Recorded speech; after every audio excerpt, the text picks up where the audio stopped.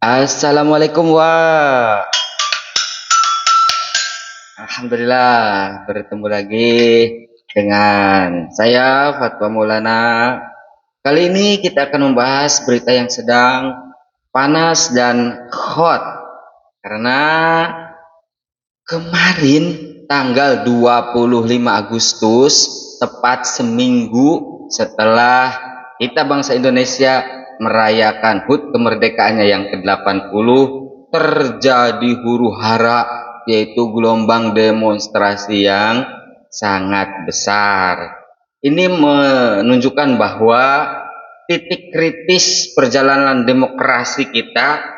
Pada awalnya mungkin mereka hanya memprotes tentang kenaikan tunjangan DPR yang katanya diduga ini sampai 3 juta per hari. Tetapi banyak yang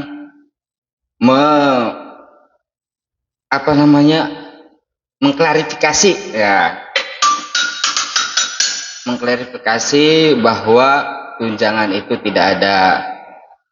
Wallahu a'lam, ini hanya sebagai opini sebagian masyarakat. Nah, dari situ ini sangat berbanding terbalik sekali dengan keadaan masyarakat Indonesia pada umumnya, di mana kemarin-kemarin masyarakat susah sekali mencari minyak goreng, susah sekali mencari gas LPG yang 3 kilogram, yang melon itu yang kadang-kadang dipakai buat helm,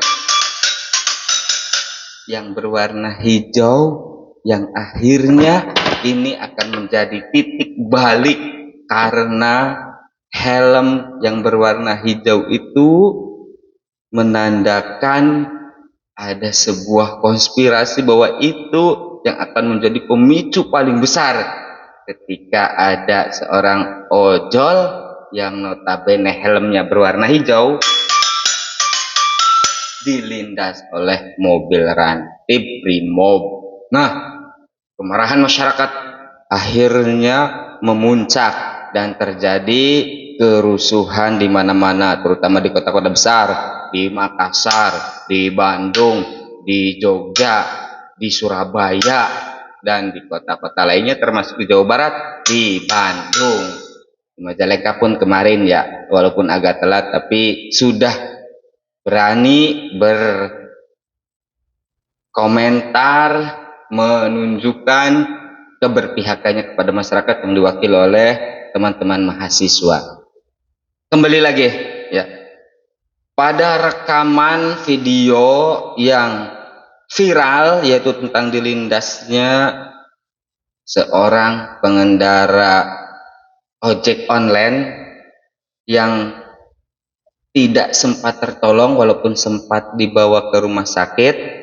Ini menjadi simbol bahwa kematian saudara kita Afan Kurniawan ini adalah bentuk ketegangan antara rakyat yang menyuarakan pendapatnya dan praktik aparat yang seharusnya melindungi bukan malah menindasnya. Kebrutalan aparat ini menimbulkan pertanyaan yang mendasar. Apakah negara hadir untuk melindungi rakyat? Ataukah seharusnya aspirasi publik yang diapresiasi dengan baik justru dibalas dengan gas air mata dan tembakan water cannon? Naon pastinya. Ini mengingatkan bahwa itu menjadi legitimasi kekuasaan yang sedang diuji tentang moralitas dan keadilannya. Jika aspirasi rakyat saja dibungkam, maka yang tersisa hanyalah kemarahan dan akan menumpuk sehingga menimbulkan potensi konflik yang jauh lebih besar.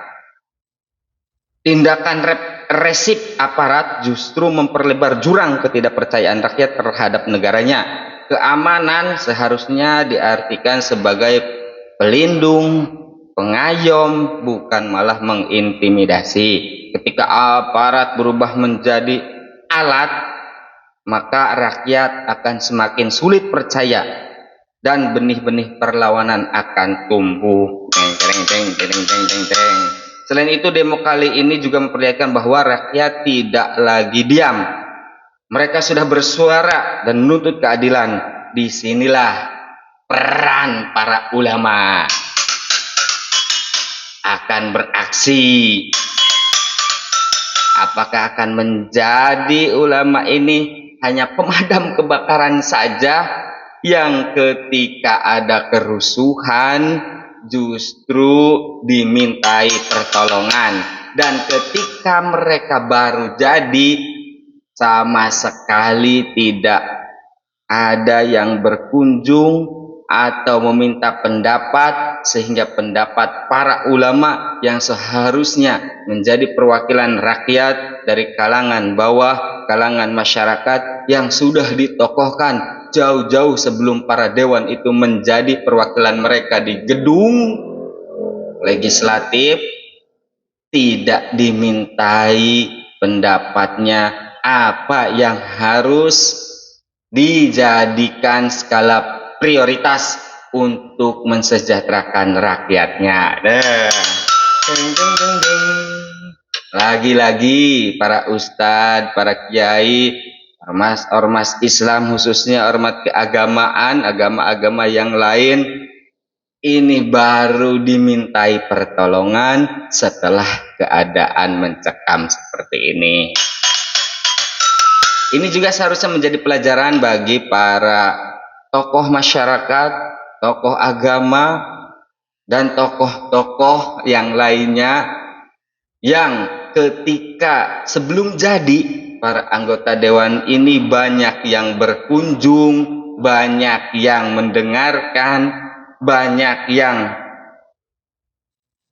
meminta restu dan doa, maka seharusnya kita sebagai para ulama atau para ustadz ini memberikan masukan, memberikan nasihat, karena ketika sudah jadi mereka tidak akan mendekati lagi para ulama, para ustadz, para kiai ini. Jangankan mau mendekati, melirik saja, bahkan memberikan kebijakan saja sangat sulit. Nah, oleh karena itu, sekali lagi, kita juga sebagai warga negara Republik Indonesia yang memiliki kedaulatan penuh atas negara ini harus pintar-pintar dalam memilih calon dewan yang mewakili suara kita di bawah. Jangan hanya karena uang. Alhamdulillah sudah masuk waktu duhur. Mari kita dengarkan dan nanti akan disambung lagi. Ini lagi seru-serunya nih ya. Sekian dari kami. Wassalamualaikum warahmatullahi wabarakatuh.